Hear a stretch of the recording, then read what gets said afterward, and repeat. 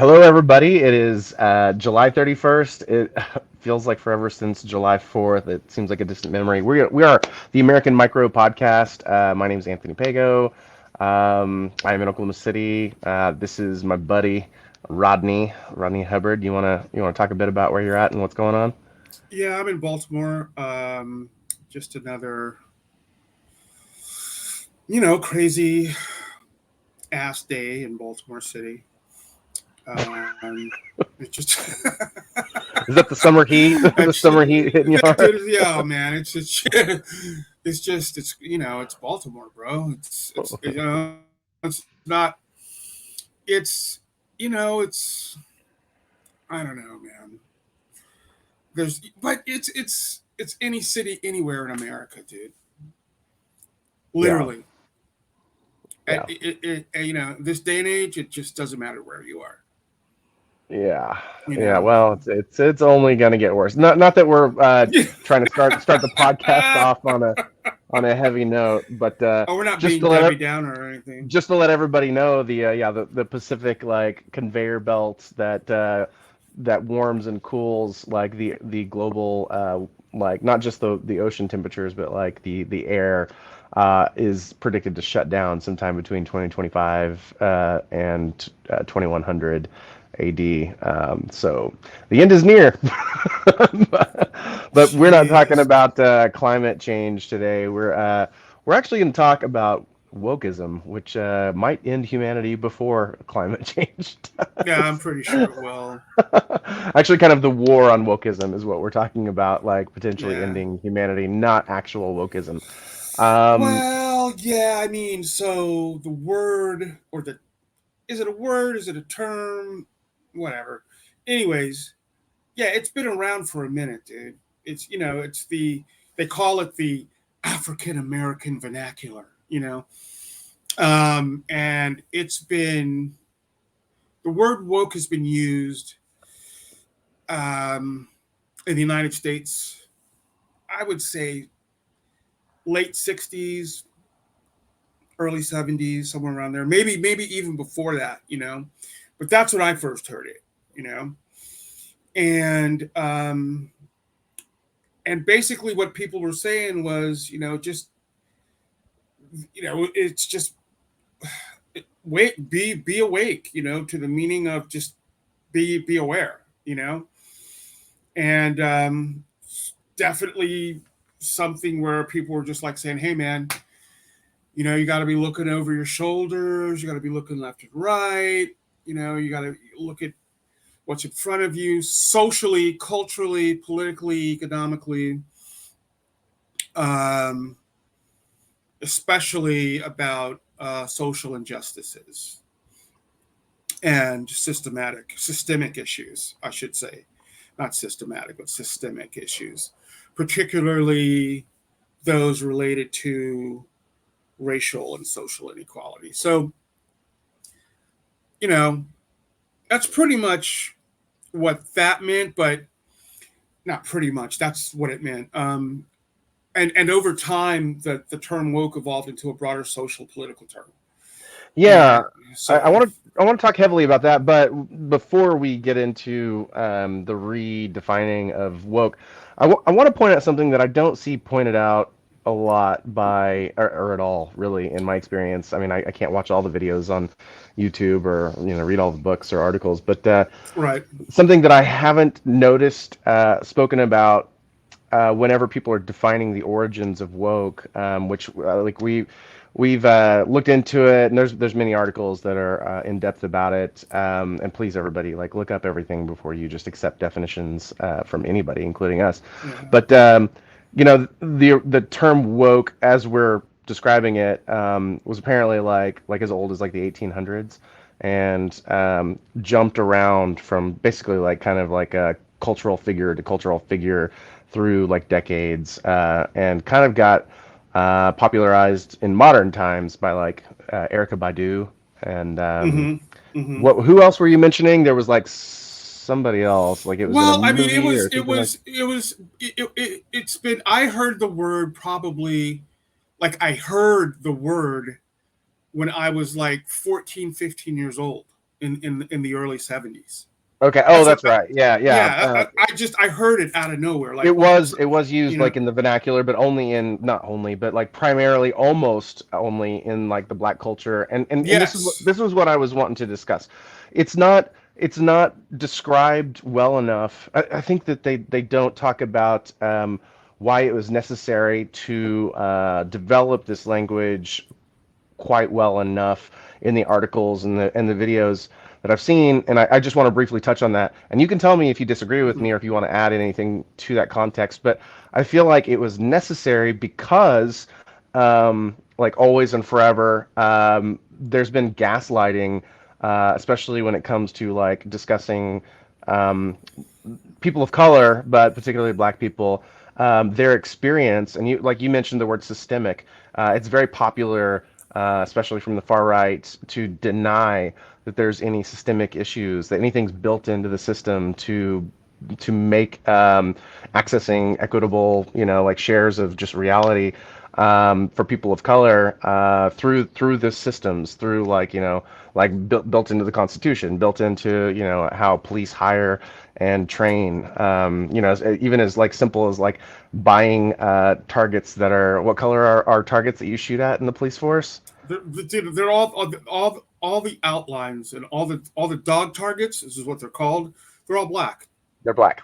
We're talking things as simple as that, and all the way up to like the court systems where you get into complex legalese and stuff that and just traditions and in traditions and like passing down or avoiding passing down generational wealth and stuff like that. Well, There's just know all what there's, like the Jason Aldean song. are you talking about the Knowing the tribes? dog whistles.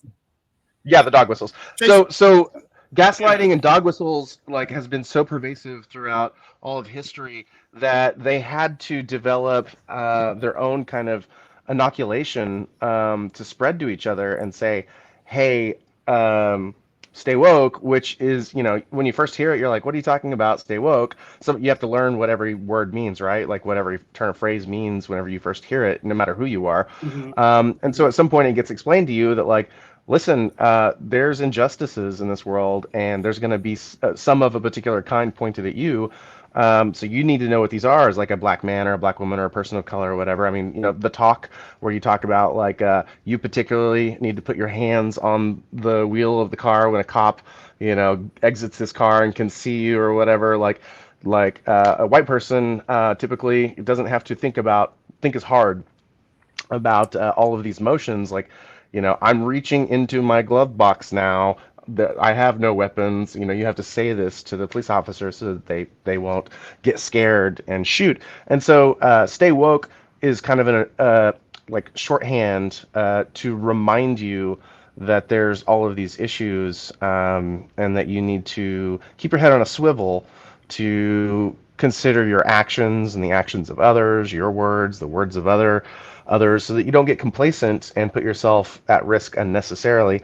I feel like that context isn't emphasized enough when they're describing like what woke is and how it came about. It came about because there's always been gaslighting.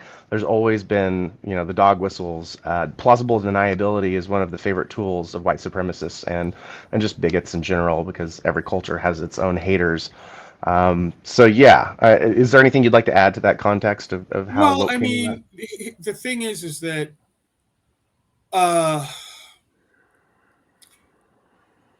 okay, so it's really easy to generalize that word. You know what I mean? Like, it's really easy to go, oh, stay woke on a broad spectrum. But I mean, the thing about that word for any African American man or woman, or any BIPOC person, okay, um, is understanding that the experiences, the beliefs, and the viewpoints of African Americans, as with any group, are not monolithic. Okay, they're not. They're very diverse, and they're multifaceted, and there takes a lot of nuance to understand where that word, first of all, where it came from, and how it stands, how it stood in the African American community, and um, for instance, different individuals within the community may have different attitudes towards woke culture. You know what I mean?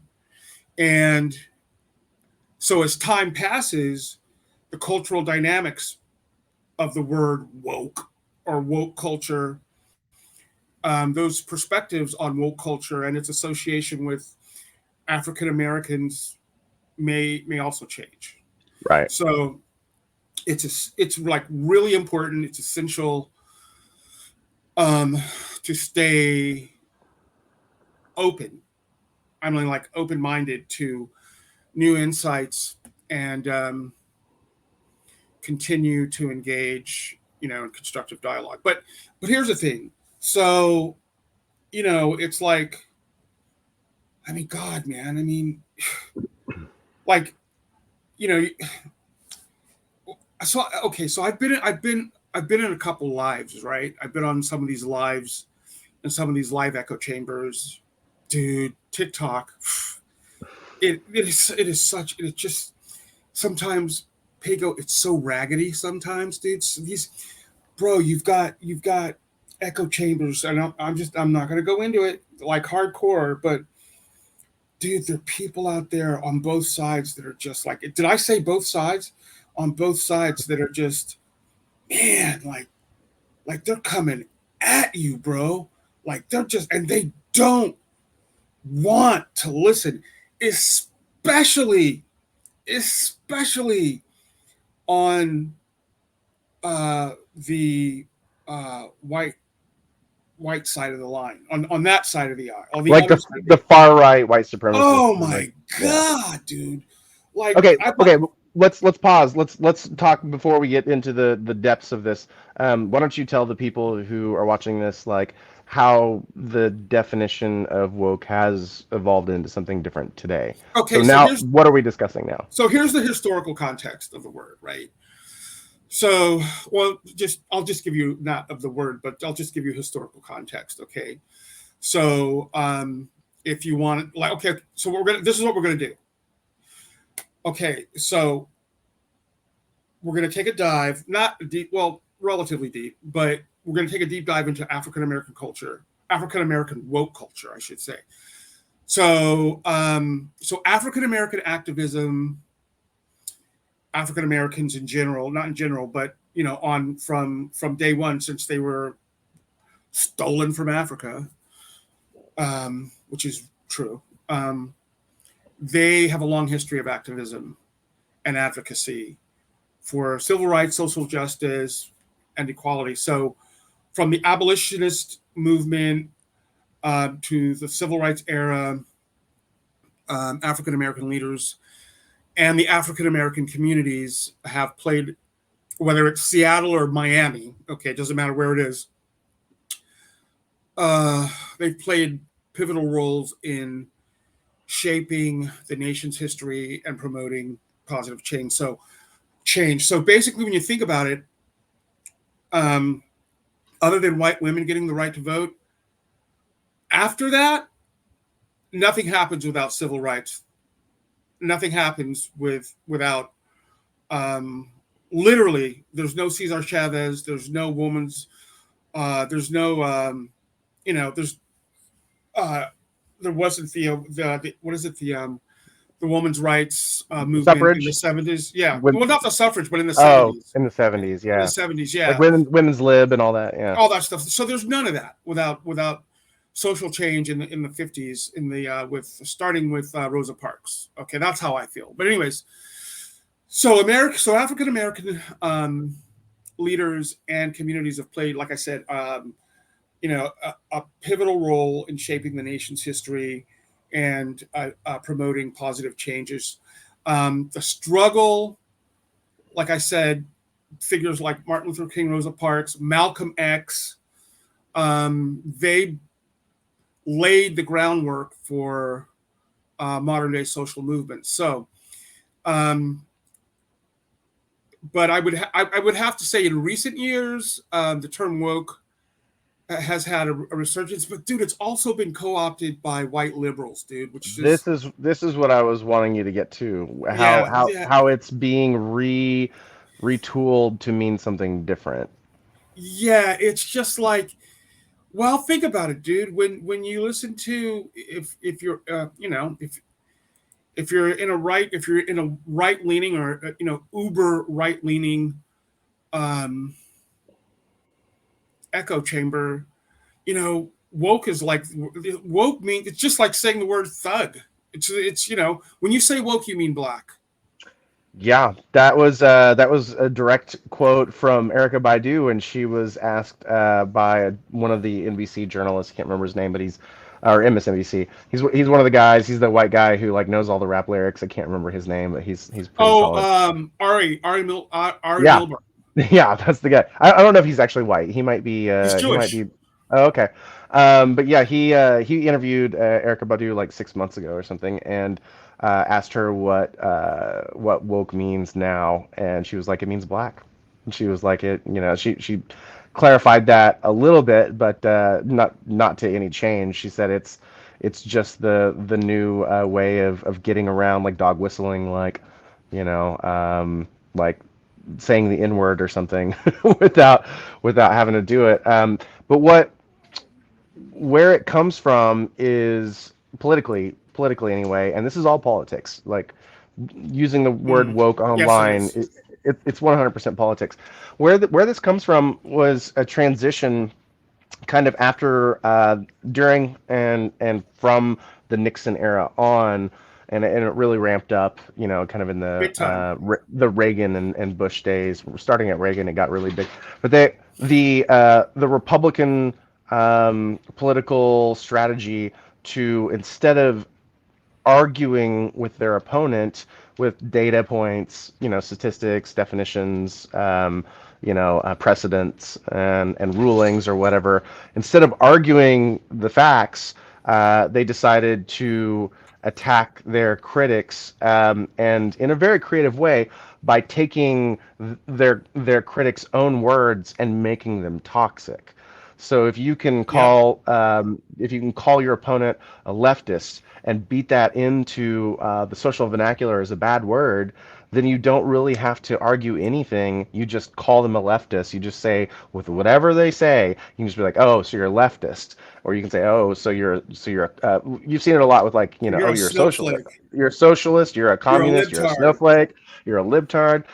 You're woke." And that's the newest version of that. Is like it's disingenuous. It's avoiding having a conversation intentionally, so that because obviously, like if you could win the argument by making good points, using good data, or bringing up like good policy ideas, you would do that, right? It kind of goes along with the whole idea of like what is this the phrase where they're like. Like if the facts are on your side, use the facts, and if the facts are not on your side, you pound the table, something like that. I Yeah, can't remember the yeah, phrase. yeah. You hit It's a, louder and louder and louder. yeah, it's a lot like that. But that's where like woke, and I'll tell you specifically who popularized it in modern times, and that is Steve Bannon, who worked for Trump as his campaign manager. Bannon started off, in a former life before Trump, picked him up. Running some like online gaming like worlds networks and stuff, and amassed kind of a little private army of these incels. And if anybody doesn't know what an incel is, it's basically, Everyone knows what an insult is. yeah, I guess everybody does. So there's all these young, angry, not necessarily Oh, young, but yeah, all of these but angry white, like racist oh, dudes who are that haven't had misogynist. that haven't had sex in like Well, some of them have 30 years. sex, Yeah, whatever. but they're misogynists nonetheless. Yeah, These guys are like angry that they haven't been, given what they think they are owed, and Bannon capitalized on this anger by developing kind of vernacular on these online communities with these guys and encouraging them to develop these vernaculars that express their anger and use these political tactics to disengage from actual argument and just use ad hominem attacks. to end any chance at an actual like resolution through conversation or debate, and just move forward into attacking their political opponents, like, and that's it, just constant attack. Well, So, what they did was they realized at some point in the like Nixon realized, I forgot the guy's name that helped him with this. yeah, I was trying to remember his name too. He was also like one kind of like the Steve Bannon of that Yeah, day. but they both sat down and realized that you can't say the N word anymore. You Yeah, I know can't. Kissinger was one of those guys, and then there was Yeah, another guy other than Kissinger who but also was a political. they realized that they had to use code, Hmm. dog whistles, and people now I've this dude. So now they're saying if you listen to a song like the Small Town Song by Jason Aldean, Yeah, they're like, if you can hear those dog whistles, that means you're racist. I'm like, what? What? We've been those have been there since time immemorial. that Like, how that's do been you a have? popular retort of theirs is like who's the real racist by pointing out race problems. Like you're bringing race into it is like the most common comment I see whenever somebody's bringing up like a problematic racist, like issue about some public issue, like some public figures like statements or maybe something in the media, and commonly the most common thing I see is a comment that'll say like, well, if you're making this about race, then you must be the real racist. And it's like, no, we're trying to address a real problem and bring this to light. This isn't helpful for you to say anybody who notices racism is the real racist. It Well, doesn't. think about it, man. Okay, so I forgot the guy. There's a country singer who just used the word the N word, and what is his name? Anyways, there are a lot of country singers that have just outwardly, outright used the word in their songs. Yeah. Okay, and hold on, let me check this out. I'm gonna hold on. Wait a While you're minute. looking that up, yeah, I Yeah, uh, I have seen recently somebody. I'm sure it's like decades old and noticing this, but who I've used the N word in their country songs? I Go ahead. saw somebody compare like there's rap country, there's like pop country, there's old school country, there's alt country, and there's like kind of this rap country, and a lot of it is of the racist variety, like the white supremacist variety. And I've seen people compare that to kind of the hardcore rap, what was it, the gangster rap of like the 90s, where it's performative and extremist and has basically one goal, which is to rile up a certain base. And I wouldn't disagree that that type of country is specifically geared to rile up their base, to dog whistle, like to blow those dog whistles so hot that it makes waves to sell more albums. It's performative, it's a capitalistic thing using hate as a form of marketing. Well, here's the thing. Like you said, the gaslighting side of it that goes on, that it's just almost impossible to have a conversation with any of these people because they're literally not trying to understand anything you're saying. So you live in the inner city, okay? Um, in the 60s, black families, African American families, fathers were in the house. You know what I mean? They were in the house. Everyone was cool. Everything was going well. Even though we weren't where we needed to be because it was still Jim Crow, they signed legislature for the Voting Rights Act and the Civil Rights Act in 64 and 65. And when that happened, Lyndon Johnson said, we're going to have inwards voting Democrat for the next 200 years, right? So that that literally happened. Okay, 3 years later, Richard Nixon becomes president, right? So he implements a Southern strategy with the help of that one guy whose name we can't remember. Yeah.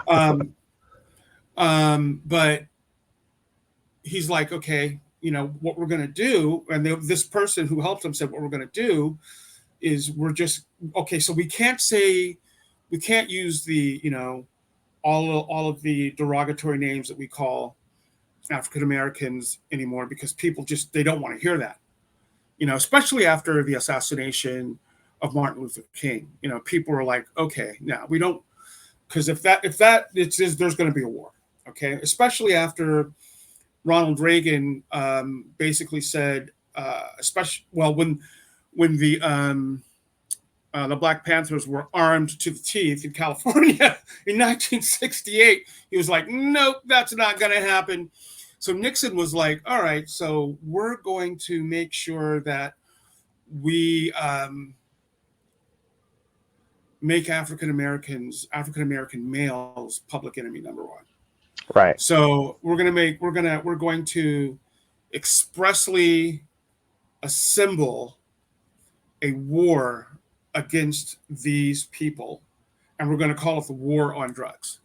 Yeah. So for the next 20 years, they poured drugs from like 1970, 71, 72 to 1992 through heroin, pot, pills, whatever, meth, crack, AK-47s, weapons, everything. They poured all that stuff into Black neighborhoods, and it created the culture that we have now. Yeah. And that's what happened. And the thing is, here's the thing about woke culture is that on one side of it, it's like, you know, Americans of European descent are disingenuous when they look, dude. All Black people aren't the same. They're not.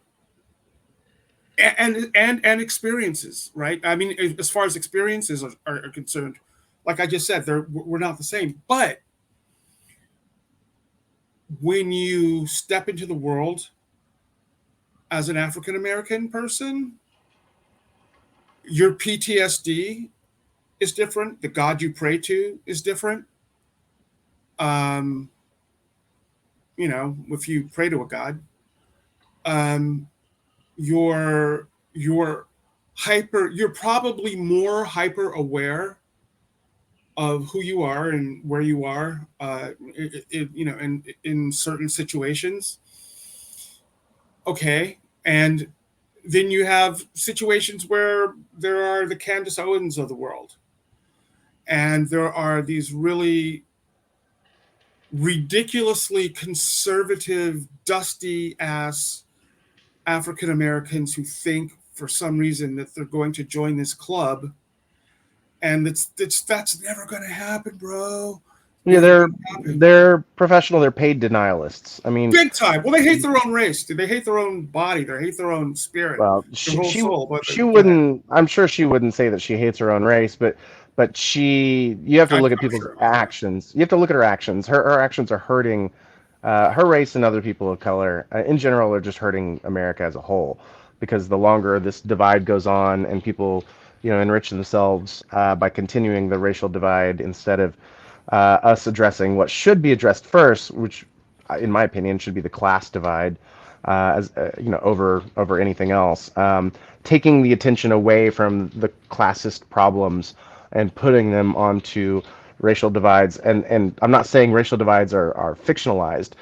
There's certainly people who genuinely, truly hate other races and their own. That happens. Like you can be racist if you're a Oh, black big person, if time, you're a big native, time. if you're a white person. But yeah, I think that she's paid to push these She's a denialist, dude. She denialist narratives. Yeah. I think that that's a big part of again the plausible deniability that racists are a big fan of. It really is exhibited strongly historically by like the KKK who wore the hoods. What better way to deny that you're a racist than to wear a hood and then walk down the streets later and be Well, they're not like, anymore, bro. They're not anymore. Now they're well, wearing they Izods and you that know many of the masks are off, but when you look at those groups, like are they? that did. It's not the Proud Boys, but like they're the one that's like carrying around the full-on Nazi flags. They wear like the modern like winter masks where you keep the cold wind off of your face. It's not a white hood anymore. What is that the Proud Boys? They wear the khakis and like they No, button but I up. know who you're talking about. They wear the they wear the like the Izod shirts and the khakis. They're just Yeah, actually, dude, they're just it's normal a white dudes. nationalist group. It's a modern day version of the KKK. Yeah. So I mean, there's the Boogaloo Boys. There's Mhm. Proud Boys. There's I can't remember the name of that other Yeah, the one we're talking organization, about. that racist organization. Anyways, but dude, but I mean, here's the thing. You know, it didn't help way back in the day, not way back, but long enough ago that um, Hollywood exploited African American people as slow, step and fetch it.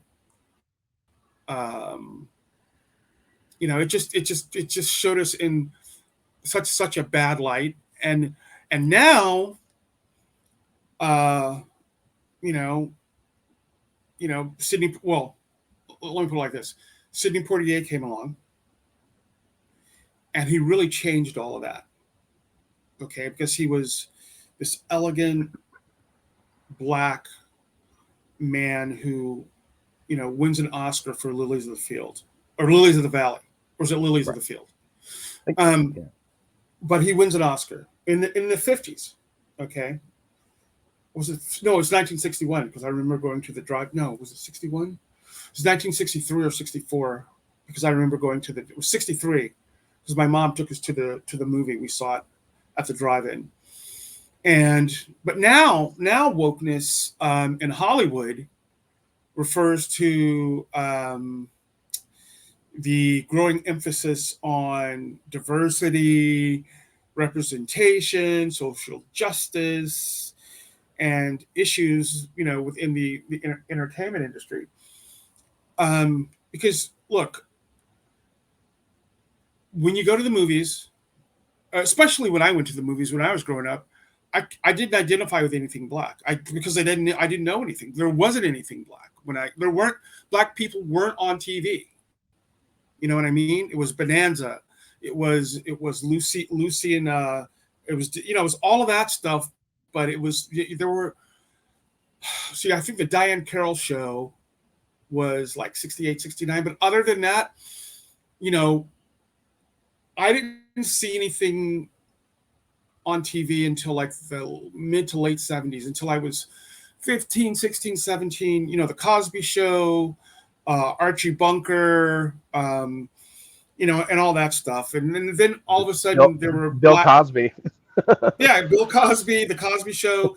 Then all of a sudden there were black sitcoms on TV, but it still gave us this. It still showed this rather like hip and happen and then because bro, I'll tell you this: when I talk to people, when um, even when I go into these echo chambers, they're like what they ask is, what's your how old are you? Uh, what are your adverbs?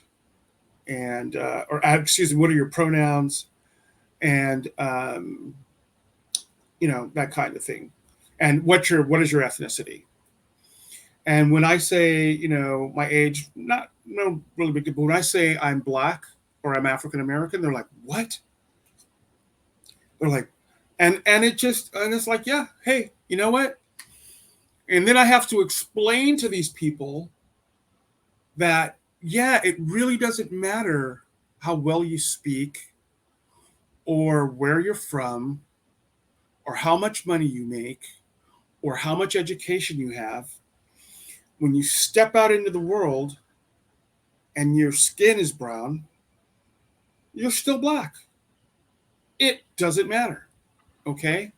And once we can get past all that, this word woke, we won't have to use it again. But that's not happening anytime soon, man. That's not. No. No, it's not. So a great example of this is you spoke to movies and how wokeism has shifted to go from primarily a topic about black like individualism or existentialism or whatever, like cultural relations, um, to becoming a phrase that's used to attack any kind of societal observation that needs to be addressed or corrected or changed or whatever. You included like kind of sexuality or gender norms or like norms or whatever. But like one of the great examples of this is Barbie, the movie, Yeah. just came out, and immediately, I mean, what's his name? What's the little dorky dark-haired Ken. guy who talks really fast? Oh. Uh, Oh oh, I God. can't remember his Ben. name. Ben. Ben. Ben. Yeah, Ben Ben. Shapiro. So Ben Shapiro takes famously now, everybody's talking about it, takes like basically an illegal notepad type thing and just furiously writes notes throughout the entire movie of problematic things to create his 46-minute or whatever diatribe on why Barbie is woke and it's feminist propaganda and stuff. And I went to see Barbie after I'd seen kind of the headlines starting to pop up of people sharing Ben Shapiro's video and people critiquing his critique. Of course, he made this thing for for clicks, right? For money. That's what he does. He gets people angry. That gets shares in. Like they share his video. They respond to his video, and that gets his video viewed more, and he sells more advertising. That way, he gets more like monetary monetization from YouTube, and his brand, climbs, and he makes more money. They Um, pay him a lot of I money. They pay him a lot. Sure. I watched Barbie before I watched his Mm. video and the critiques because I wanted to be informed, of my opinion before I heard somebody else's opinion. And I watched the whole thing with an open mind, but knowing ahead of time that of course there was going to be some, because what else would piss off Ben Shapiro more than like feminism, right? So I'm like, it's Barbie. There's definitely going to be some feministic like messaging in here. So I Oh, prepared totally. myself for that. And it did. Of course, it had feminist talking points. But here's what it didn't have. It didn't have an extremist, a far left pro-feminism talking point that just blanket was trying to sell you feminism. That's not what happened. But that's what Ben Shapiro heard because he was so furiously writing his notes and expecting that that's what the movie was about. He wasn't If he had just put his notebook down and not want to have this be a movie about far left extremist feminist propaganda, if he didn't expect that to be what it was, he would have caught the actual messages, and he missed the actual messages entirely because he was so focused on trying to get his video made before he had even finished watching the movie that he was just writing down all the points that would fit his narrative of it being a far left, propaganda piece for like feminazis, for lack of a more concise term that they use or they have used in the past. So the movie itself actually goes into critique of like far left wokeism, like the type of woke we think about, like being the proper usage of the term, like stay woke. Uh, Right. it goes into critiquing overdoing that, being performative in that way, and it also goes into especially like corporatists, like the Mattel Corporation. Spoiler alerts for anybody who hasn't seen the movie. I guess it's a little late to say that, but Mm. the board, the all male board, even though that doesn't fit like reality, that's another one of his complaints is like this fictional movie that's in a cartoon world doesn't reflect reality entirely, and I'm like, duh. But this all male board like goes into performative woke like plans or strategy, and they go far overboard. And the movie mocks that and says, "This is also bad. It's also bad to be this way." And in the Barbie reality, in like the Barbie world, the cartoon world that you've seen in the commercials and stuff, it flips the script. This is all intentional. It's brilliantly written. It flips the script on like the patriarchy that exists in our world by making the Barbie world overboard with feminism. It is, a world in which the women have all of the control. They have all the good jobs. They have all of the homes. The dudes don't own It's homes. hyper feminine. Yeah, it's completely flipped for like a dramatized, version of either world. There's everything like in reality is kind of in the middle. You said like there's a million different types of, black people and their experiences are different, and that's the way reality is.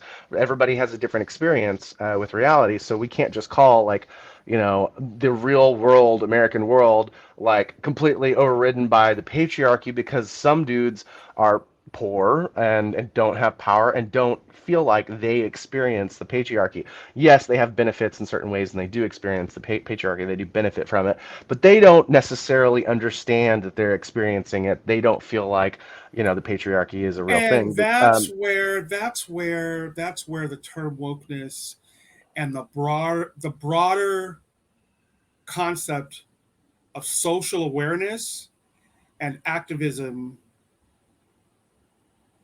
I don't know, I would say it's been criticized um, by some for being co-opted and hijacked by white liberals. And that's what those guys that you're talking about, those coal miners or those steel workers that don't have jobs anymore, that's what they're arguing about. Like, you know, you woke people, you feminists, how can I'm I've never had it, but dude, don't you just, I mean, can you not understand that, you know, it's like Chris Rock said in one of his stand-ups. He says, "Look, man,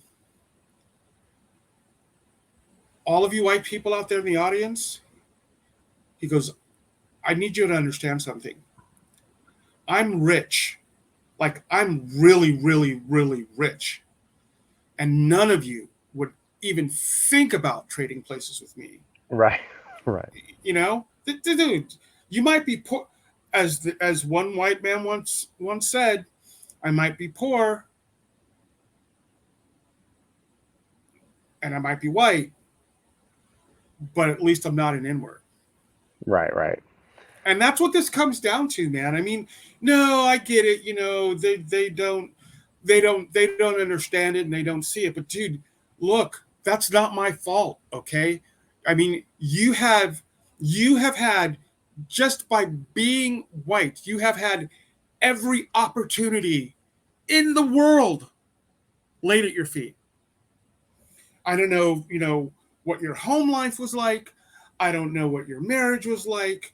I don't know anything about, your trauma or your background, but just coming out of the womb in this universe, okay, or in this galaxy, as a white man or white woman, bro, I don't want to hear it. I just don't. For the last literally the last, I don't know, 1300 years or so, if you really want to break it down, the Roman Empire, the um, once Rome fell, Europe fell, and then you know it got back on its feet after the 14th century, and then by the 15th century, everything was cool, and the Catholic Church says, "Yeah, man, you know what? Black people, were they're just savages." What? And then, yeah, sell them to people in Europe, and that's when it started. And now this is where we are, because we have to be woke. Okay, I mean, it's to the point where um, a lot of people right now are arguing that wokeness has become a trend, or a way for white liberals to signal their progressive values Yeah, without. virtue signaling. Yeah. Yeah, man. I mean, come on, dude. You Well, know, again, that's just a phrase to stop the conversation.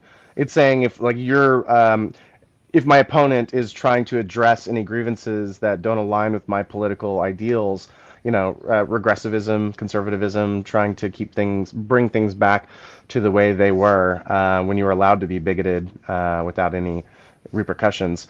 What better way to stop somebody's uh, attempt to change things than to shut it down immediately by shutting down the conversation. If you just claim that their words are inherently biased, bigoted, like fictionalized or just lies, empty posturing, then you shut down the ability to have a conversation immediately, and you really can't make change without conversation. So it's a brilliant tactic. I'm not going to lie, like that's a brilliant tactic to just shut down conversation so that change can't happen because we humans require communication in order to get on the same page and to coalesce into groups and get movements going.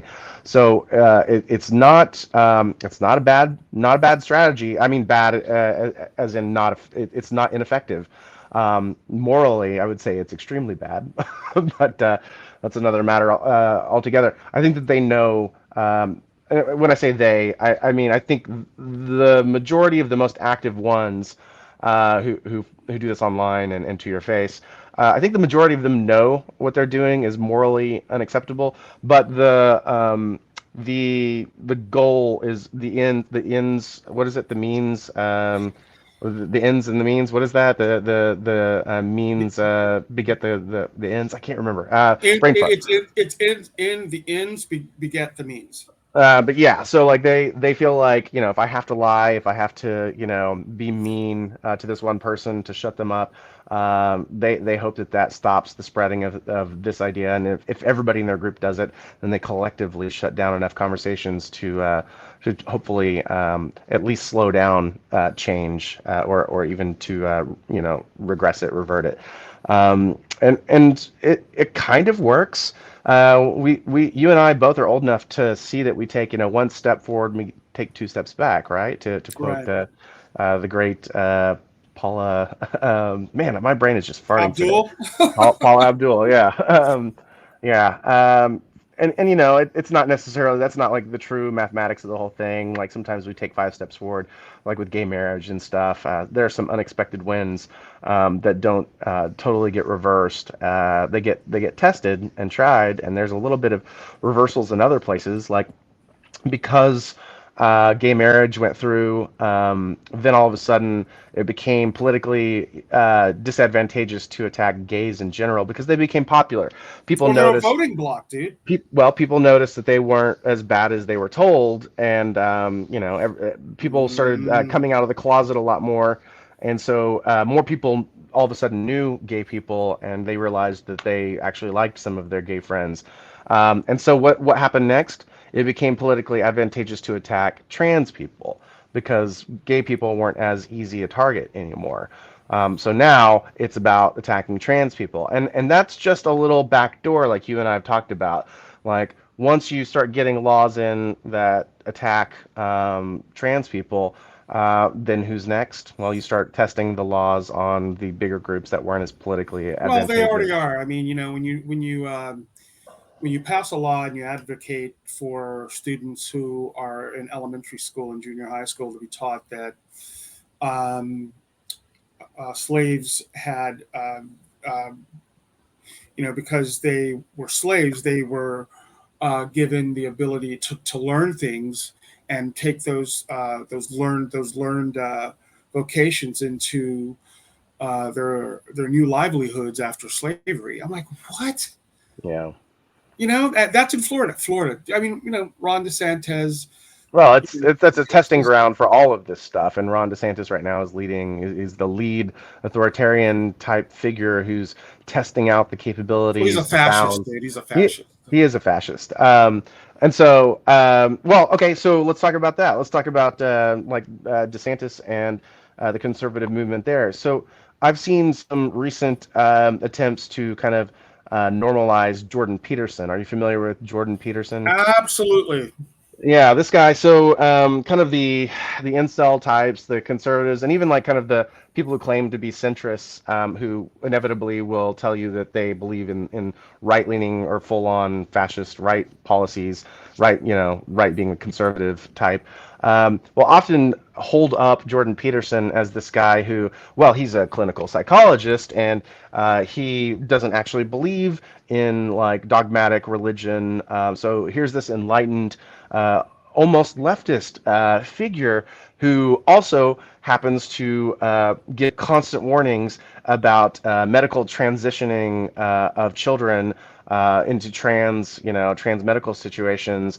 Like he's constantly warning about this epidemic, is the way they like to put it, of parents medically transitioning children like around 13 years of age or even younger, while the actual facts don't back up that there's an epidemic at all, because the number of medical procedures is just like near zero for children. The only thing that's really going on is hormone blockers, and even that is fairly rare. And for actual children, hormone blockers typically, I think almost universally, only happens when you have an actual child going through puberty so fast that it's a medical problem. You've got like an actual child, 5 years of age, who's going through puberty early. That is medically a condition that those hormone blockers were actually invented for. And they like to hold up these cases as like some epidemic that's endangering the children. So here's the thing though. DeSantis has been, and his legislation, because his legislative body, the conservative legislative body, is basically like his plaything, his toy. They do whatever he requests. They have been writing and passing laws that make it a felony for teachers and librarians to have books that mention, like, that discuss gender identity and things of this nature in Florida. But the laws aren't applied evenly because, of course, like, you just couldn't have a book like in a library at all, because all books like discuss, like Susan fell in love with Tom, and they discussed like having a baby and they wanted a baby. Like that right there would fall prey to this law and get the book banned and get felonies passed out. And when you watch the discussions, these people online who proclaim to be centrists, who believe in like Jordan Peterson, and they're like anti censorship and stuff, they will say, well, that's just a liberal lie. Those laws aren't actually being written. They don't exist. I haven't heard of it, because they sit in an echo chamber. While in fact they do exist, they won't just Google it. They won't just look at valid sources to find that those laws have been in fact being passed. And they will still stick to their guns of like, well, but I'm talking about Jordan Peterson on this like crusade to defend like a non-existent, to fight against a non-existent like pervasive issue of children being like transitioned by their parents or something. And they aren't connecting the dots that Jordan Peterson's rant, which first of all is like a typical Nazi talking point, for real Nazi talking point. The very first thing the Nazis did was ban books about transgenderism and gender identity politics. That is literally the first thing the Nazis did as a party once they Well, were formed. okay. So here's the Um, thing. White net. well, hold on, Go hold ahead. on. Let me Sorry. finish. No, no. Yeah, So go they're for it. not I'm making sorry. they're not making the connection that this type of policy that Jordan Peterson is talking about on a social level, those being burgeoned through legislative acts, are being uh, passed and written by DeSantis and his legislative body in Florida. There isn't just a relation between the two; they're exactly the same thing. The DeSantis and Florida doing this, the censorship and the attacks on teachers and librarians through felonies, making it impossible for them to like vote and own guns, and like you can face like years of prison and huge fines. They're ruining their lives. As Um, thousands of teachers leave Florida. Yeah, and this is a direct this is counter to democracy. This is an authoritarian, this is a fascist like action that they're using. Just because it's being passed through laws that might technically make it legal, that doesn't mean it's not fascist. So Jordan Peterson to them is this like innocuous, like this, this hero of theirs that's middle of the road, and look, he's not a fascist, and look, I wouldn't even call him conservative. I'd call him a liberal. No, he's giving out, he's Who said pushing that? through Who said propaganda that? like all sorts of like just conservatives love to push the ones who are pushing Jordan Peterson who look at Yeah, it like yeah, look yeah. at him as like a father figure. They're like, this is the guy who like I look up to as far as like well, he tells them like a few good things like make sure make your bed in the morning before you do anything else, and there's a few questionable points that he makes, like you shouldn't criticize anything before you have And your own he's house in Canadian. order. Well, great. I mean, there's good Canadians and there's bad Canadians, like anything else. It But just these blows these my guys mind that he's got his feet in our business. these Just, guys of look course he at, does. well, this is the day of the internet where anybody can You're make right. money, That's and true. American politics makes everybody money these days if you want to be loud and obnoxious. Stupid. But they look at him Yeah, as that's true. like a self-help type figure, and he's using like actual Nazi propaganda and convincing these kids that he's like this middle of the road, progressive guy, You when ever in see fact, the guy starts crying? He starts, oh, yeah. I can't believe these young men. Oh, man, I feel so bad. I'm like, dude, shut. Again, it's performative. I mean, I'm not. I believe that he's an emotional guy. I think that people who are crazy enough to make money in these ways are extremely emotional and don't have a whole lot of logic going on. Well, there's a certain psychosis that comes with That's a better word. being Yeah, yeah. There's a certain psychosis that comes with being racist, and he'll never admit to that. Okay, there's a certain psychosis that comes with being a fascist. You know what I mean? yeah. There's a certain psychosis that comes with wanting to belittle uh, a certain marginalized any marginalized group.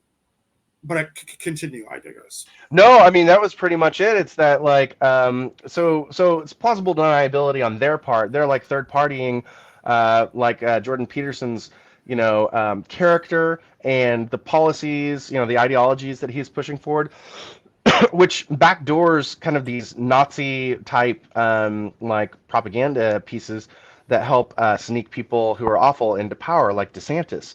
And DeSantis is putting actual, and with the help of his conservative legislative body, putting into place actual like fascist and authoritarian style, legislative like efforts to quiet down the opposition, to fight a culture war instead of actually addressing critical things like climate change, like systemic issues. Like it doesn't even have to be racism. There's just like so many systemic issues Well, in the it's world kind of today. like But, it's their brand of wokeism. It's their might as well call it white nationalist woke. right, It's a white nationalist woke agenda. right. Okay, it's white nationalism and fascism, and um, they're not interchangeable, dude. You know, not all white nationalists are explicitly fascists.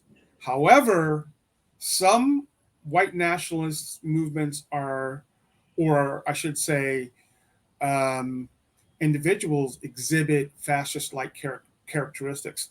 So there are people, in other words, there are people out there who, you know, they just, and this is what blows my mind when I get into these echo chambers on TikTok. They're like, I try to explain to these people, like, hey man, there are people out there like they just want to kill people of color. They're like, no, no, that's just. No. I'm like, no, that's just. I'm like, there are 170 million people of European descent in this country. If you take 0.5% of that, if you take 1% of that, that's 1.7 million. That's a lot of people, man. And then if you take 0.5% of that, that's still a lot of people that hate black people, dude. Yeah. Hate, okay? And how do you counter that? How do you counter white nationalism? Oh, well, we need to talk. We need to like, we did. There's got to be law enforcement measures and educational and I'm like, dude, shut up. Well, yeah, I think that one of the greater points that I've seen online when discussing this type of thing, exactly what you're talking about, is that you have to name and shame them. Not that that's going to fix it, but you run the risk of letting them grow out of control if you don't do that.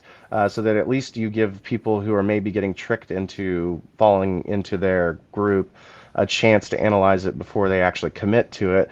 Those ideologies are always in existence. Always. They get relabeled, they get renamed. There is not a single ideology that has managed to disappear or get fixed. What happens is sometimes they get pushed down to quiet. Well, we had a bit of that kind of, remember, like the 90s and stuff, when like there was certainly racism, but we weren't talking about, and the racists weren't quite as loud about their racist stuff. Now there Well, there was Bill, there was of course racism. There was Rodney King and all of that good stuff, but it wasn't the pervasive discussion. Today, like the racists are much louder than well, they were back in. that's because the orange one, um, Donald Trump, gave them the ability to come from underneath that rock and get some sunshine. Yeah. You know, I mean, that's literally what happened. I mean, okay, so let's look at it this way: the internet and social media. Okay, those platforms, they have played like a significant role in the dissemination of white nationalism and far right extremism ideologies, right? Absolutely. So, 100%. Online spaces can serve as TikTok echo chambers where like-minded individuals, um, like-minded, like we're sick, as Martin Luther King called them, some of our sick white brothers radicalize each other's beliefs. Um, and that's kind of where it is. That's where it is. Online excuse me, online radicalization has, I mean, law enforcement's all over, but what can you do? They don't have to, like, if they don't want to, they don't go online. Somehow they just go, if they're off the grid, they're meeting out in the woods, they're meeting and somehow, it's just the propaganda gets labeled a certain way. Their dog whistles get labeled a certain way, and they don't have to go online anymore. They're hate groups, man. They are they don't want to deal with anything woke. They literally want to kill anything that is woke. Yeah. They literally want it to die. They I mean, don't. that's the goal of organizing the group anyway. Like that's Yeah, the point. Yeah. you It's know. like it's not just their hobby, but they treat it like you and I, if we had like one particular, well, you have music, it's, I wouldn't call it a hobby, it's kind of more of a career, but you invest like ridiculous amounts of time and energy and resources into your tools and your education and your socialization. If only these people spent dedicated that type of like money and time and energy into something other than hate, but that's all that they have the capacity to do, or the interest anyway.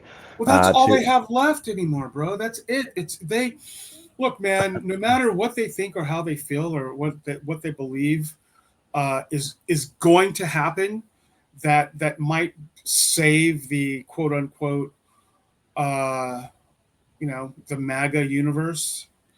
Um, it's it's gonna change. There's they've got it's literally they have no choice. They have to deal with it because here's the thing: white nationalism and far right extremism, they're one and the same. Okay, so they intersect with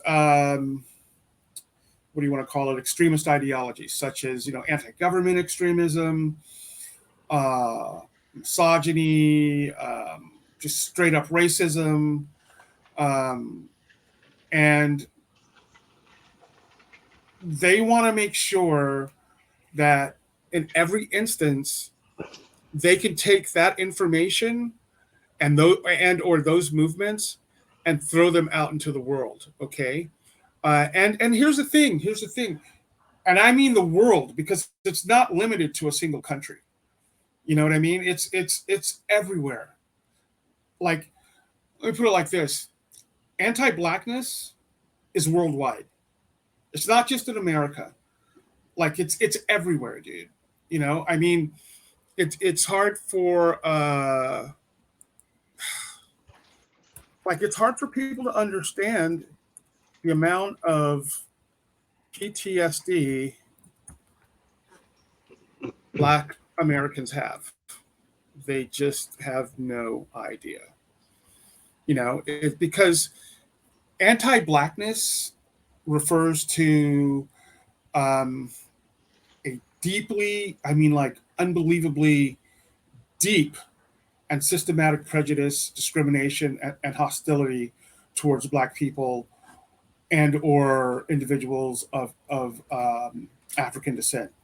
And it's a Right. form of racism that has historical, or the roots are from the transatlantic slave trade and colonialism, and it continues to manifest it, to yeah, to manifest itself in various ways in modern societies. And so here, for instance, um, so what is anti-blackness? I mean, let's think about it for a second. So, and that's where they, when they say the word woke, they're like anti-black, anti-black. When they say the word woke, when Fox uses the word woke, they might as well say anti-black, thug, inward. They just might as well just say that, because at least we know we know that you're being honest. But when you use the word woke, you're just like, okay, dude. But anti-blackness, it's perpetuated by just harmful stereotypes Yeah. that portray Black individuals as inferior, dangerous, what else? Like unintelligent. And these negative stereotypes can influence how Black people are perceived and treated in the media and popular culture, right? But here's the thing. So, we're talking about this, and everyone's like, well, it sounds like you've got this victim mentality. No, dude, we don't. Then what's the solution? It's literally, man. I told this to a guy a couple nights ago. I'm like, bro, we Africans, people of African descent, we have had the privilege, literally, to sit back and watch you guys, watch people of European descent. We know you better than you know yourselves, dude. We know what you're saying. Yeah, man. This isn't, and that's why we got to be woke. That's why, you know, keeping being diligent, accepting accepting the truth about the real situations that uh, are perpetuated by a white patriarchal system, and um, and how it just is completely, and has always been completely, disingenuous when it comes to uh, African Americans in this country. There's when they said all men are created equal, they just meant them, dude. They didn't mean us. They did not mean us. All men are created. It says in the Constitution. No, bro. It didn't even mean you, bro. Do you understand that? I mean, like you think. Oh, hmm. Yeah, so I think like the only thing I would take issue with, like, excellent points, very well put, and it can only end in frustration. That's because nothing will ever get resolved. This is just, but the only thing I would take issue with is like, so the term woke definitely began with, Black culture trying to defend itself, or like keep everybody informed, protect everybody inside their culture. Um, but the brilliance, like the evil genius, or evil brilliance of adopting the right, the alt right, or it's not even alt right anymore. It's just the conservatives, the right, adopting the term woke is it can be used kind of algebraically, like the letter X. You know how like X is Hmm. like, or just any letter can just be a container, and it can mean anything. It's just a placeholder for like whatever you need it to be, like a unknown variable or whatever. Woke, instead of like using the N word or saying black, which they'd love to do most of the time, when just trying to Not scare black people, people, by the way, trying just black just or black. or, or, or Um, blacks. Go ahead. I'm sorry. Right. But woke, being that it's so generic, can be used by the speaker for plausible deniability, first of all, but also to allow the viewer, because like we mentioned, everybody comes from a different place, everybody has a different mindset, everybody has a different history and different ideas about things. All of the viewers can then put all of whatever fears or groups that they hate or fear the most onto that word. So when DeSantis or a Fox News host or News Nation or whoever, when they say the word woke, the viewer at home can automatically just assume that those people are talking about the people that they hate as well. So it's brilliant in that way that they don't have to like just like target one group and then make people fear or hate those one groups one at a time, which would take a long time to have 20 different stories about 20 different groups. You can just say the word woke, and it's going to cover the 20 different groups that all of the viewers, like hate or what dislike, Those trans in people with general. their woke ideology, those the LGBTQ Exactly. with their woke. I Yeah. The only good thing, that I've seen recently regarding all of this, pardon me, got my asthma going up, I'm sorry. seems to be that young people, like, I know polls are not very reliable because of the nature of how polls, are taken, and how kind of like, the world works today, where we can't get accurate, data driven points, through polls anymore, because they're usually taken via the phone line or email, and like kids don't like answer phone lines anymore, and blah blah blah. But the polls indicate a drastic drop in, the number of people buying the bullshit, like favoring DeSantis and stuff, because he's hammering, like he's a broken record. All he talks about, all him and his his legislative body do, is fight this war against wokeism, and their popularity has just sunk. I think he's at like 9% right now. That's pretty The bad. a new candidate came in, and I can't remember his name because he's such a. I mean, this drives the point further. A new candidate, announced, a new guy announced his candidacy, and like the days that he announced, and the word spread that he's a new candidate, he immediately jumped to 12%. While Who DeSantis was 9%. I can't remember his name. We're gonna have to look it up. I'm gonna look it But up like, right now. but all of a sudden, this new candidate, like without anybody knowing anything about him, is immediately more popular than DeSantis, New Republican candidate. Go ahead. because people are tired of the broken record, including his own, base. They're like, yes, we know, woke, woke, woke, we get it. We're like, we say it at home a lot too, but people do eventually tire of bullshit, because people can smell bullshit, and people just get sick of stuff.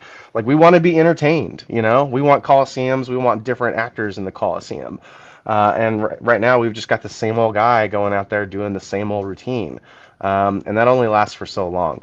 So I think that that's inherently the biggest problem with like fascists and authoritarians, is they don't have enough like education and sensibility, to develop like new and interesting routines to keep the interest of people for very long.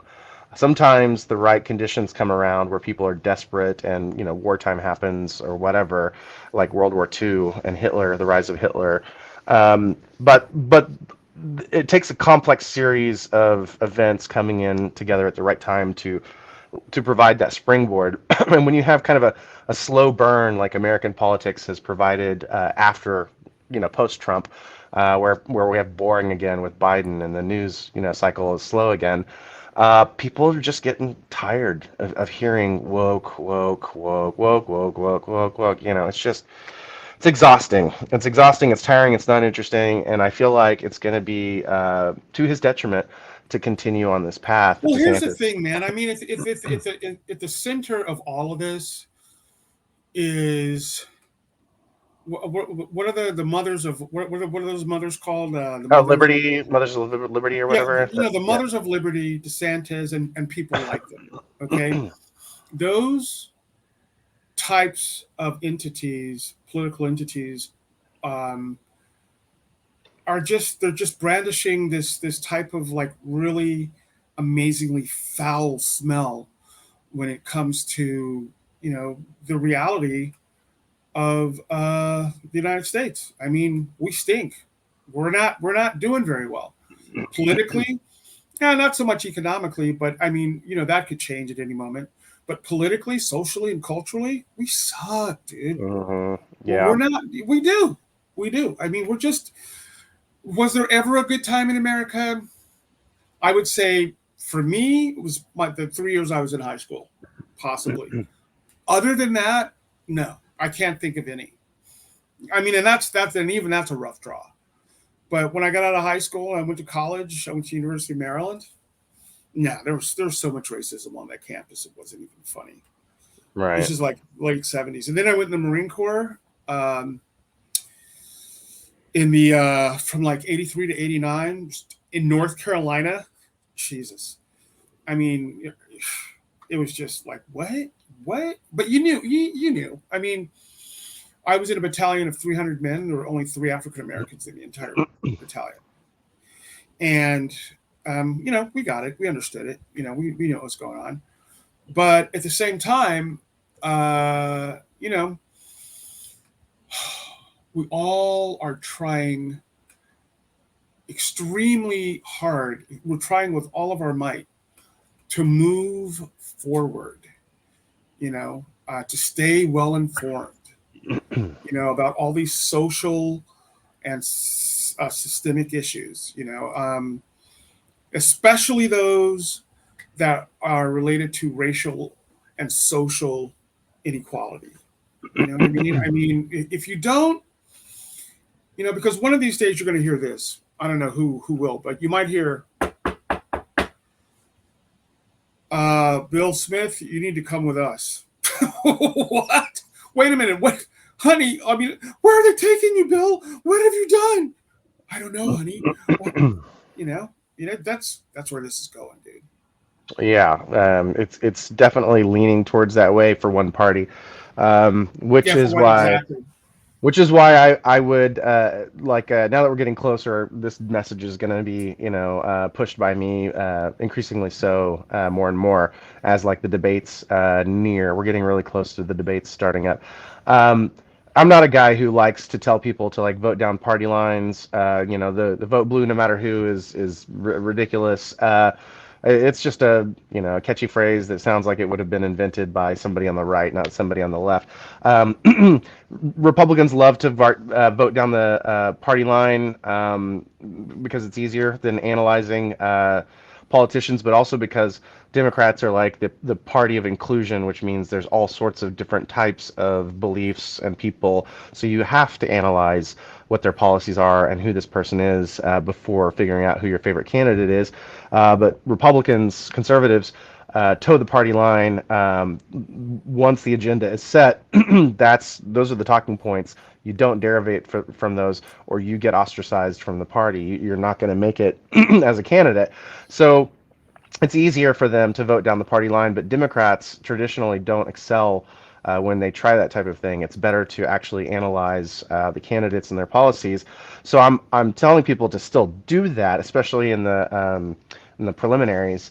But when we get to the general, you better bet that what you're voting for is the difference between preserving democracy or at least getting a shot to improve it in the future versus handing over the nation to authoritarians, to fascists. That is definitely what this election is going to be about over anything else once we get to the general. I agree 100% on that. Yep, I sure do.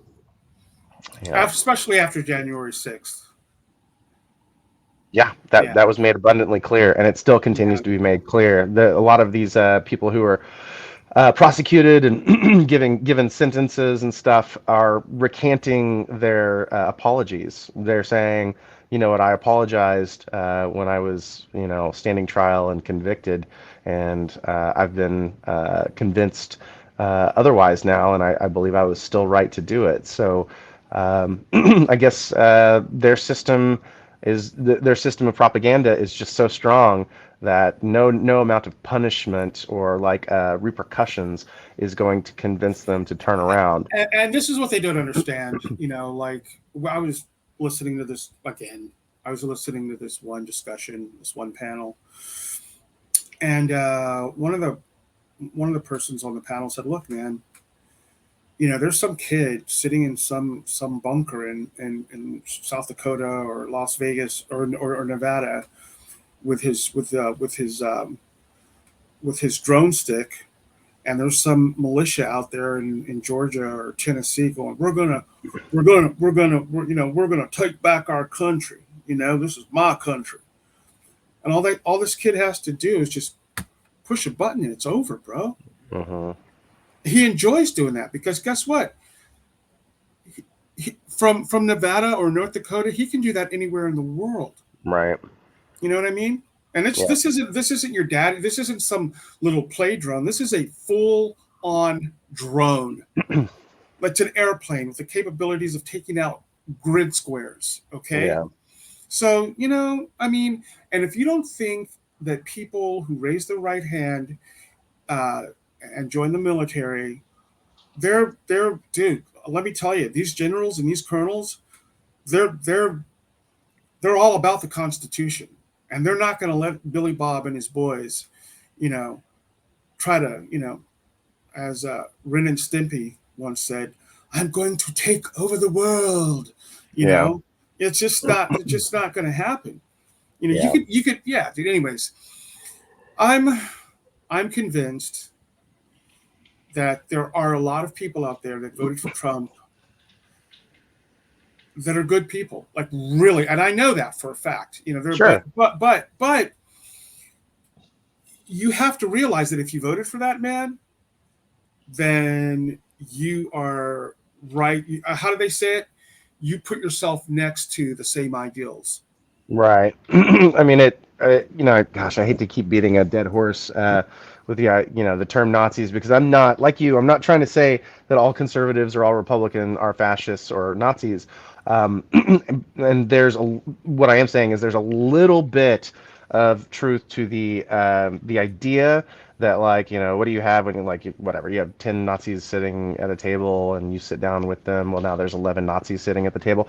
Um, there's a little bit of truth to that, and I don't actually mean like you become a Nazi or a fascist by becoming a Republican or voting Republican, but you certainly are lending power to them through your constitutionally given ability to give power to people to form a government. The people who seek this power, who may become fascistic or who may be literal Nazis, cannot take over the government or assume power without your consent in this nation.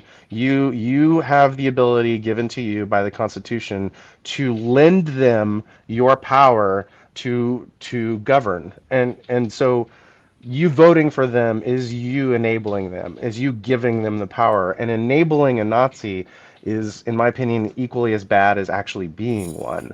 And So, I mean, look at all the people.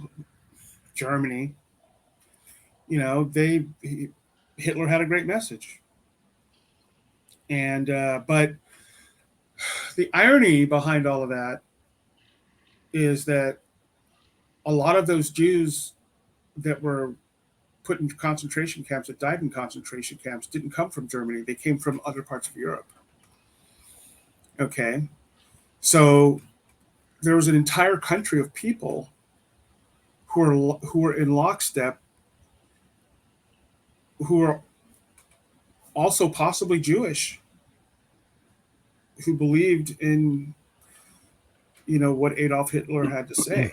right, And you can say the same. I mean, Latinos for Trump, blacks for Trump. right. You know what I mean? It's just like, how do you get around that? Like what like is that an issue? Yeah, that's an issue. That's an issue. It's huge. It's a huge issue, and it's as one of my buddies said. We were in Houston, Texas. When I was in Houston, and I hadn't been in the South. I hadn't been down there in a long time, and I was working down there. I was working for AT&T, and he was. We were both universal account managers, so we had, we were making bank, and we had these big accounts and blah blah blah. And he's a black guy, good friend of mine, still today. But he said something that he goes, and this is where I get the term. This is where I get the saying from. He's like, "Hey man, there's one thing you got to understand about Texas." He goes, "No matter what happens, you're never going to be able to join a white man's club, ever, ever."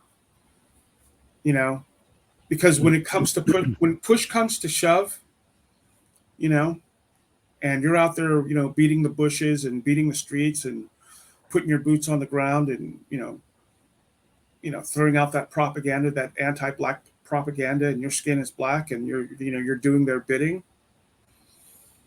You know, they're like, he's one of the good ones.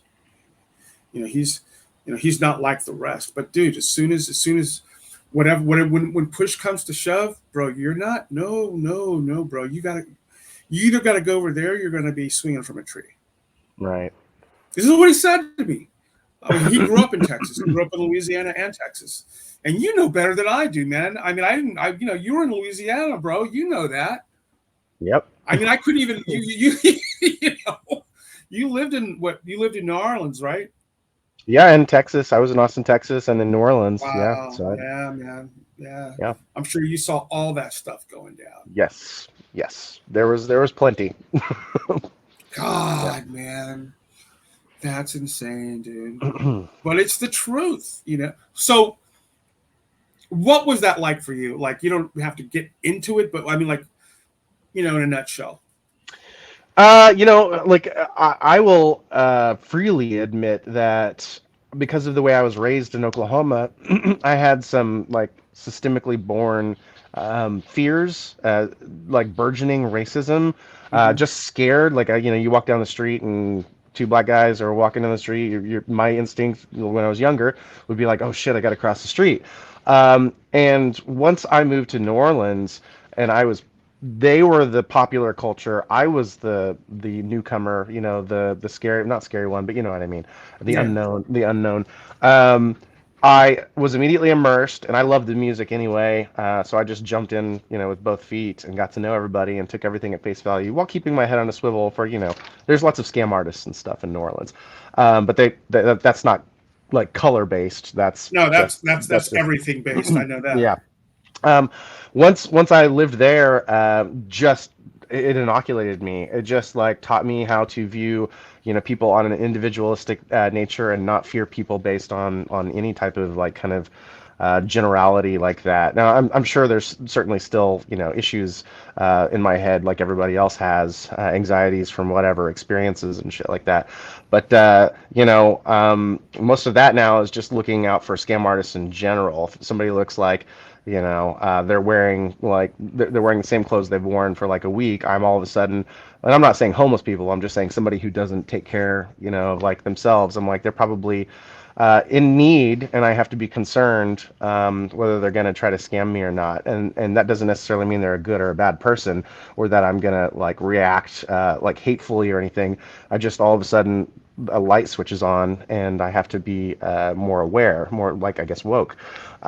So so I certainly had my own things to deal with when I got there, but it didn't take long for those to kind of just like dissolve into well, it dissolved because I realized that I was programmed, and Indoctrinated. indoctrinated. Yeah, and I pretty quickly was deprogrammed by good people who had really great, rich lives and history and food and good things to offer me and help to offer me, and we'd acted as a community. So that was a great thing about New Orleans, but I certainly saw my fair share of racism, a lot of it actually wasn't from like the black community attacking the others like me or some other white people I knew. It unfortunately was from a lot of the white people attacking like the people who are pervasively there and who built the culture primarily, they would attack the black people there. So it just, yeah, it sickened me. I, as often as I could, defended the the correct people, the people who were being attacked. Tried to admonish, you try not to get too close to racists when they're heated because then they'll turn on you immediately. But any chance I could, I would defend those people being picked on. Same thing in Austin, but there wasn't as much like black on white racism there. It was more like the Latino and whites kind of going at each other. But typical just like white supremacy type stuff, and usually the rural type idiots attacking kind of the Latinos and more like the impoverished Latinos, not usually the rich ones. Um, so yeah, I saw it. I tried to fight against it, but more importantly, I took a lot of lessons from it. Like it seemed to be the same people over and over who were causing the problems. Usually, kind of the rural white supremacist type people. It didn't have to be rural. It didn't have to be poor. There, of course, were city people who had money who were, racist as well. Educated Um, racist, yeah. yeah, that exists. But A I lot. did notice that there was just this trend of people who seemed to always be the aggressors. Didn't Now, I'm not saying that only white supremacists are always the only aggressors. I'm definitely not saying that. Every group has its assholes, but they seem to be the loudest and the most active, no matter where I went. So, Wow. Yeah, well, so that yeah, makes sense. that was my experience. Yeah, how's your experience been with that kind of going through the world? Oh, it's just been day one. Yeah. From day one. I mean, from the moment, well, actually, from the moment when we got back to the United States, I'd say by the time I was 7, 8 years old and I started, you know, going to grade school, it was on and cracking. Like, I got to tell you, I had from 1966 to about 1971, 65, 66 to like 71, 72. I can't tell you how many fights I got in, bro. Wow.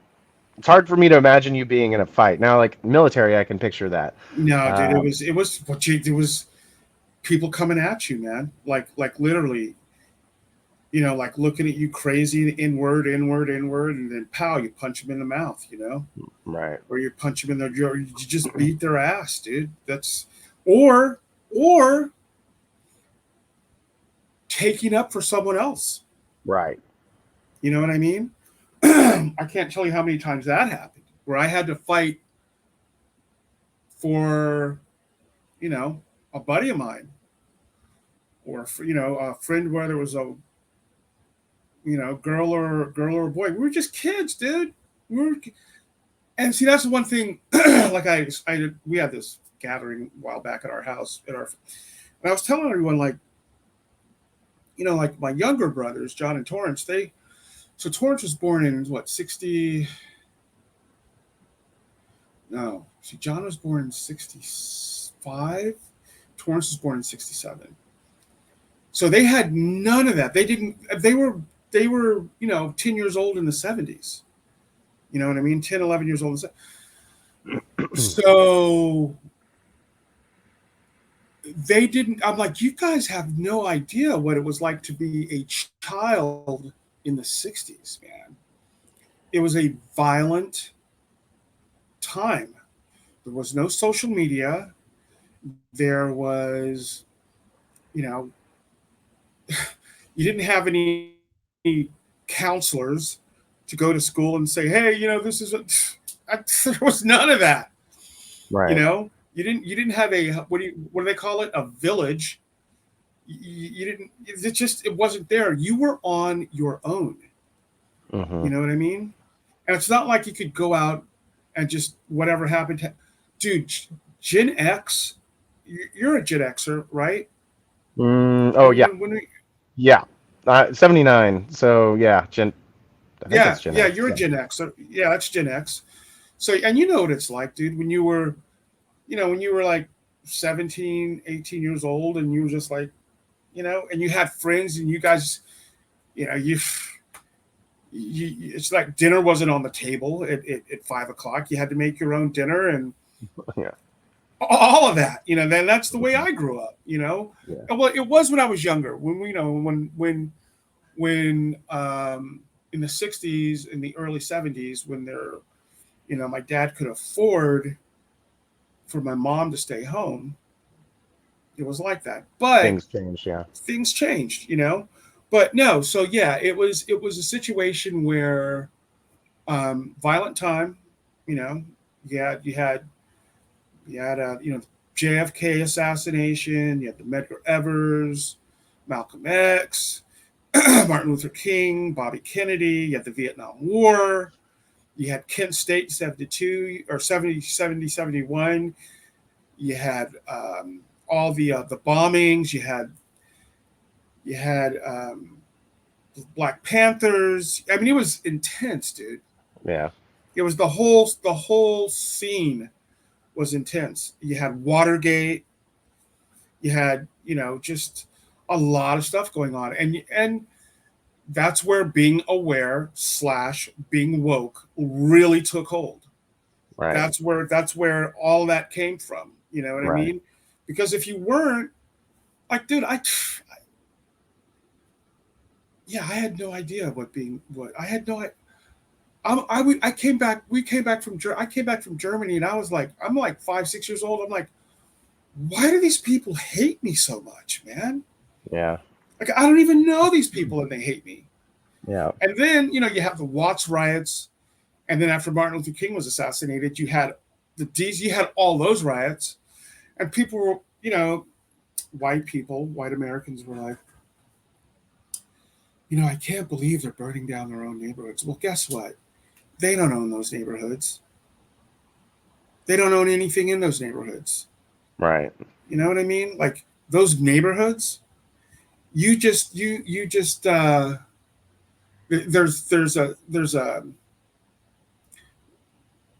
a supposition behind that word neighborhood. Okay, like supposed neighborhood.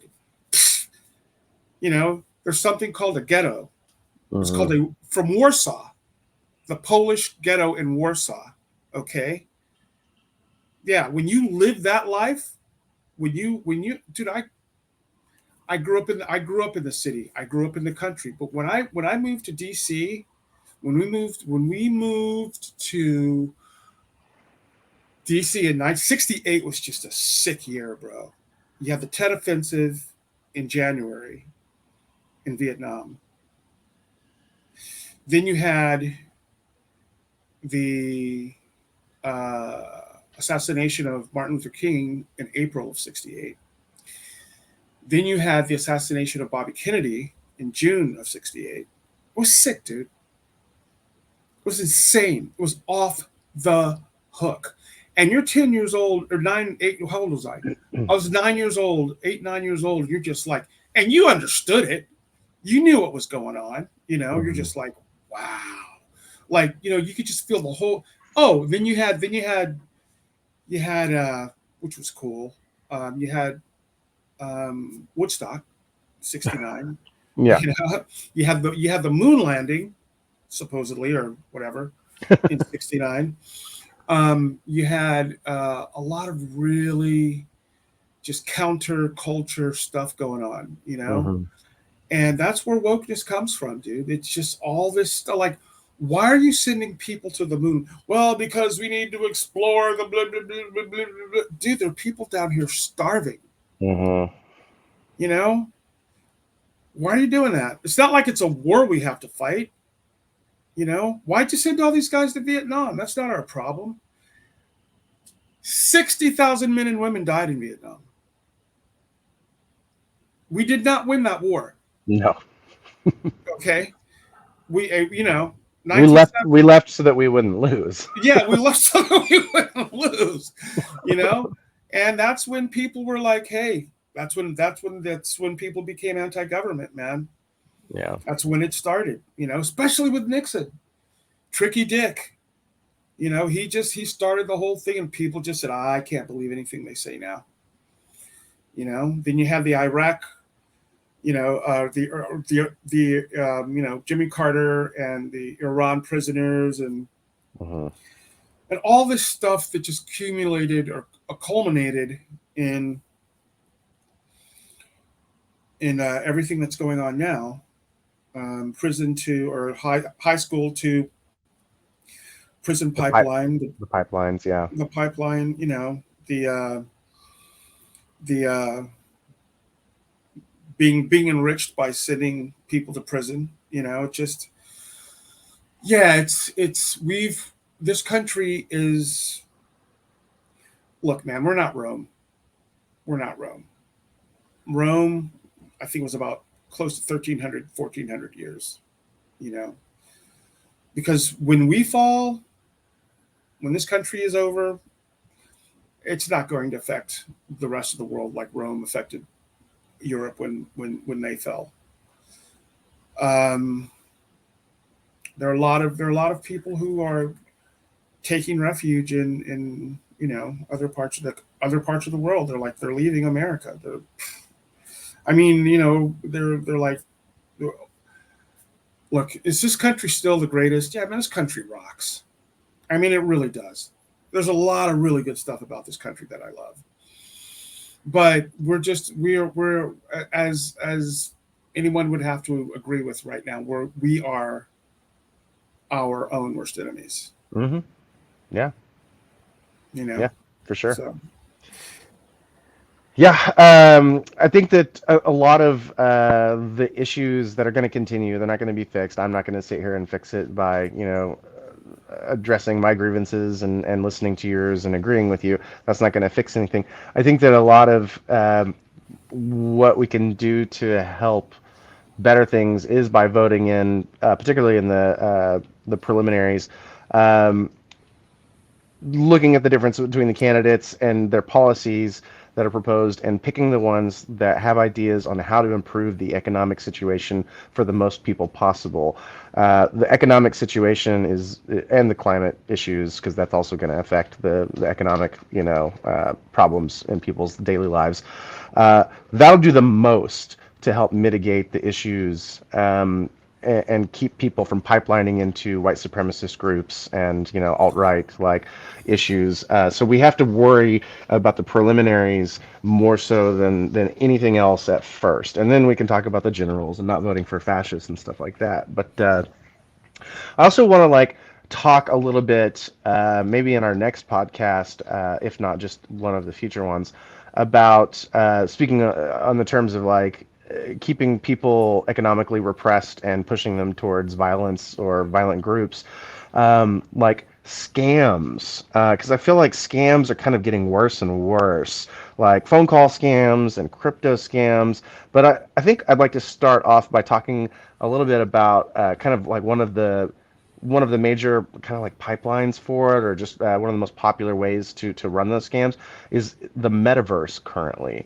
Like yeah, you hear this word metaverse, and it's so so amorphous, that it's easy to throw kind of scams into it because it's not really a real thing. I mean, I understand there's virtual worlds and all of this the stuff, dark but web and yeah, I mean, there's many different aspects to like the metaverse and stuff. But I'd like to talk a little bit in one of our next podcasts about if you're into it, uh, yeah, of about like course. the metaverse and like crypto scams and just scams in Did you general. hear And, about and that guy that they found in Argentina who was like a crypto millionaire? They found him dismembered and stuffed into a suitcase. no, Found him in a no, yeah, dude, no, yeah, you're gonna have to tell yeah. me like read off some of those facts during our next Dude, yeah, yeah. They podcast. literally, I saw this on online, dude. Oh my it was God, just like, yeah, he scammed someone, the wrong and person. he scammed the wrong person. Hold on, let me hold on. I'm just gonna bring it up real quick. Hold on. Okay, okay. Scam artist found in suitcase in Argentina. Missing millionaire crypto influencer found dismembered in suitcase. The influencer, who lived in Barcelona, Spain, had reportedly been staying in Argentina for a week prior to his alleged murder. A week, a What? week. Wow, so they found him. Like he tried to run and hide, and it They took a found week. him, dude. He tried to run, but no. Oh my You God. can't run from anyone anymore, bro. You better No, be living no. in the darkest jungle in Borneo. Yeah, I hope I you like mean, living yeah, without a phone because the second you post on something, people know where you are. it's So over. You can't even use yeah, a burner anymore, bro. no, So no, can't yeah, talk to let's do that. anybody Let's either. no, no. Cool. Yeah, You're living in a hut eating bananas, dude. That's it. yeah, So yeah, yeah, let's talk about the scam universe. yeah, yeah. Metaverse That's what scams, FTX, like crypto, all that good stuff. yeah, I'm down. I'm down. Yeah, for sure. Cool. This was a great conversation. Yeah, this was a good one. I always enjoy talking to you, man. I really enjoy that you've created this podcast and we get to do something pleasant and wind up our week because we do Mondays usually instead of Fridays. But Hey, so just to let everyone know, I'm going to start working on the website mañana, tomorrow, and it should be up and running in about 2 weeks. And I'm going to start um, getting the shorts, like the shorts, yeah, the short videos on YouTube. I mean, all that's going to happen this month. yeah, cool. So, because and just to let everyone know, we're not even 6 months old yet. Yeah, we're still just beginning. We're a baby. I appreciate anybody who made it all the way to the end. This one's like almost 2 hours long. Yeah. So anybody who's rocking out with us that long, you just deserve the biggest kudos. We appreciate you. Thank you for listening to American Micro Podcast. You can go check out like all of our social media. I think it's just like Facebook. We don't really do Twitter, but Nope, yeah, don't do Twitter. Don't yeah. do Twitter. Just No. interact with us in comments on YouTube or shoot us an email. I think it's americanmicro@gmail.com. So yeah, we love you guys. Love you, Rodney. Peace Peace. and love. See you inside the studio. All right, man. All right.